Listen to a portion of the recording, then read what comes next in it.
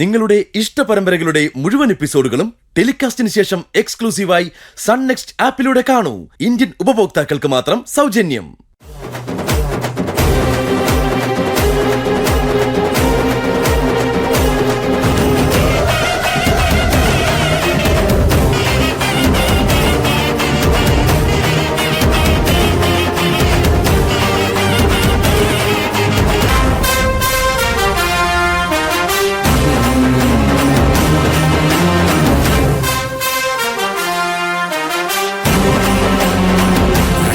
എന്നാ പിന്നെ ഞാനങ്ങോട്ട്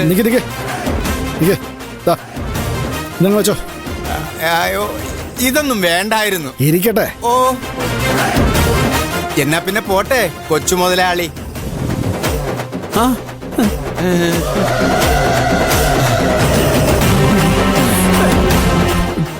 എന്താടാ തവളെ പിടിങ്ങി നീർക്കോലിയെ പോലെ നിൽക്കുന്നേ? എടാ, നല്ല കാടക്കോഴി വാങ്ങിച്ചിട്ടുണ്ട്. അവളുടെ കൈപ്പുണ്ണി എങ്ങനെയുണ്ടെന്ന് നോക്കാം. നല്ല വെളിച്ചെണ്ണയിൽ കുറിച്ച് അങ്ങ് അടിച്ചു വിടാം. വാ.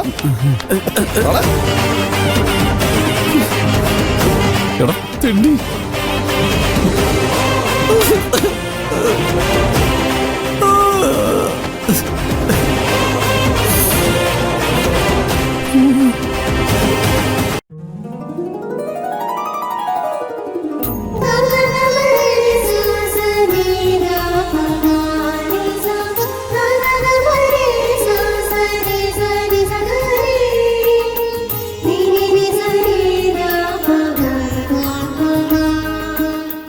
വാടക വീടാണെങ്കിലും ഒരു സ്വപ്നം സാക്ഷാത്കരിച്ചു. നമുക്ക് നമ്മൾ അടുക്കളയിൽ പാല് കാച്ചാൻ പറ്റിയില്ലേ? നമ്മൾ ആത്മാർത്ഥമായിട്ട് വിചാരിച്ച അധികം വൈകാതെ നമുക്ക് നമ്മുടെ സ്വന്തം വീട്ടില് പാല് കാച്ചാൻ പറ്റും. ഹരി, നിന്റെ നാവേ പൊന്നായിരിക്കട്ടെ. മോനെ, ചടങ്ങൊക്കെ കഴിഞ്ഞോടാ? പിന്നെ കഴിയാതെ കൃത്യം 8:15 അമ്മയോട് വരാൻ പറഞ്ഞതല്ലേ? ഞങ്ങൾ ഇറങ്ങാൻ തുടങ്ങിയപ്പോഴാടാ ആ മരിയ പെണ്ണുപിള്ള വന്നത്. പാവം, കൊച്ചിന് ഫീസ് അടയ്ക്കാൻ 250 രൂപ വേണോന്ന്. ഞാൻ പറഞ്ഞു വൈകിട്ട് എവിടുന്നെങ്കിലും സംഘടിപ്പിച്ചു തരാന്ന്. നമ്മുടെ കൊച്ചിന് ഫീസ് അടയ്ക്കാൻ വഴിയില്ലാതിരിക്കുമ്പോളാ. ആ എന്നാലും എങ്ങനെയാടാ ഇല്ലാന്ന് പറയുന്നത്? പാവത്തുങ്ങളല്ലേ.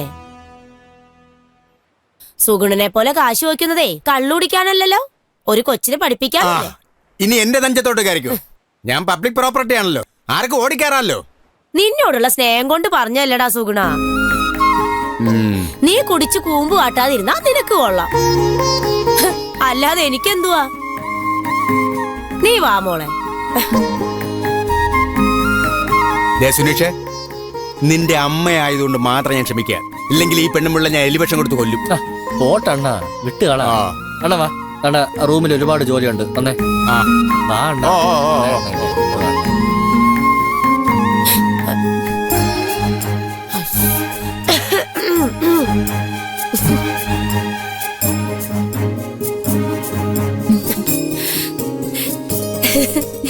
ഇതിപ്പോ ബാലുകാച്ചിലാണോ അതോ നിങ്ങളുടെ കല്യാണാണോ? അല്ല, ഞങ്ങളെ സ്വർഗത്തിലെ കട്ടുറുമ്പായോ? പുതിയ വാടകക്കാര് നിങ്ങളാന്നറിഞ്ഞപ്പോ സത്യം പറയാലോ ആദ്യം ഞങ്ങളൊന്ന് പേടിച്ചു. ഇനി അതിന്റെ പേരില് വിശ്വനാഥൻ മുതലാളി ഇവിടെ കിടന്ന് അലമ്പുണ്ടാക്കുവോന്ന്. പിന്നെ ഈ പിള്ളേരെ എനിക്ക് ധൈര്യം തന്നെ. അത് മാത്രമല്ല, ഈ കോതാറ കോളനി കയറി അലമ്പുണ്ടാക്കാൻ മാത്രം ധൈര്യമൊന്നും വിശ്വനാഥ മുതലാളിക്ക് ഇല്ലെന്നേ. അന്ന് വന്ന് ഇവളെ പിടിച്ചോണ്ടുപോവാൻ നോക്കിയപ്പോ അത്ര നല്ല അനുഭവം ഉണ്ടായത്. അതുകൊണ്ട് ഇവിടെ ജീവിക്കാൻ നിങ്ങൾ ഒന്നുകൊണ്ടും പേടിക്കണ്ട. ഇവിടെ വന്ന് നിങ്ങളെ ആരും ഒന്നും ചെയ്യില്ല. നിങ്ങളിപ്പോ വെറും 2 വ്യക്തികളല്ല, ഒരു പ്രസ്ഥാന. കോതാറച്ചിറ കോളനി എന്ന പ്രസ്ഥാനം. ഗോസ് ഹൗസ് ബംഗ്ലാവ് വാടകയ്ക്ക് കൊടുക്കുന്നത് കാശുണ്ടാക്കാനൊന്നല്ല, ചുമ്മാ ഒരു വാശിപ്പുറത്താ. സുനീഷിന്റെ അച്ഛനോടുള്ള വാശി. ചെറിയ തുകയാണെങ്കിലും ഇതിന്റെ വാടക കിട്ടുമ്പോ എന്റെ മോന് തോന്നണം അവനൊരു അച്ഛനുണ്ടെന്ന്. അത് കോടീശ്വരനായ വേമ്പനാട്ട് ജയപാലനാണെന്ന്. ഐശ്വര്യമുള്ള വീടായത്. മുമ്പ് ഇവിടെ താമസിച്ചവരൊക്കെ സ്വന്തം വീട് വാങ്ങിച്ച അവിടുന്ന് മാറിയിരിക്കുന്നേ. സ്വാതന്ത്ര്യം കിട്ടുന്നതിന് മുമ്പ് സായിപ്പ് കാമുകിക്ക് പണിയിച്ചു കൊടുത്തതാ. എല്ലാം സുഗുണനും സുനീഷും പറഞ്ഞു കാണുമല്ലോ. പറഞ്ഞു. വാടക കിട്ടാനാണെങ്കിൽ 2 or 3 കുടുംബത്തെ കൂടെ ഇവിടെ താമസിപ്പിക്കാം. അതിനുള്ള സൗകര്യം ഉണ്ട് ഇവിടെ. ഇടയ്ക്ക് ഞാനതൊന്ന് ആലോചിച്ചതുവാ. ഇനിയിപ്പ വേണ്ട. നിങ്ങള് സുഖമായിട്ട് ഇവിടെ ജീവിച്ചോ. ഒരു വിളിപ്പാടകലെ നിങ്ങക്ക് ഞങ്ങളും ഞങ്ങക്ക് നിങ്ങളും ഉണ്ടല്ലോ. എന്തിനും ഏതിനും. ദാ ഇത് ഞങ്ങളുടെ കൊച്ചു സമ്മാനാ. മോളെ, ഇത് നിന്റെ കൈ കൊണ്ട് തന്നെ അങ്ങ് കൊടുക്കും.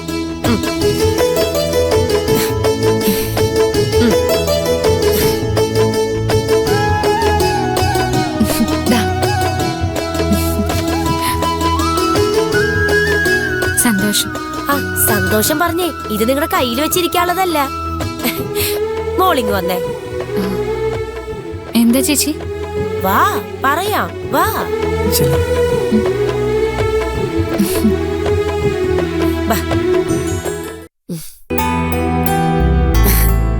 ഇനി മോളാ കവറ് പൊട്ടിച്ചേ.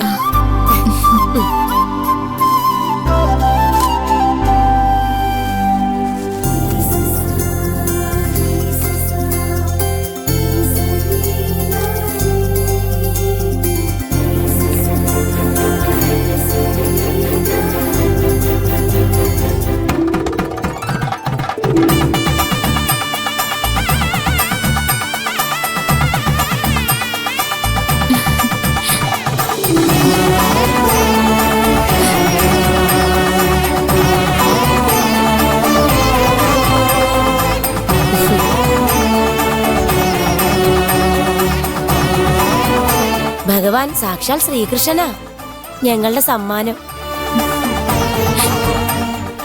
ഇനി മുതൽ നിങ്ങളുടെ മുഴുവൻ ഐശ്വര്യത്തിനും തുടക്കം ദേ ഇവിടുന്ന്.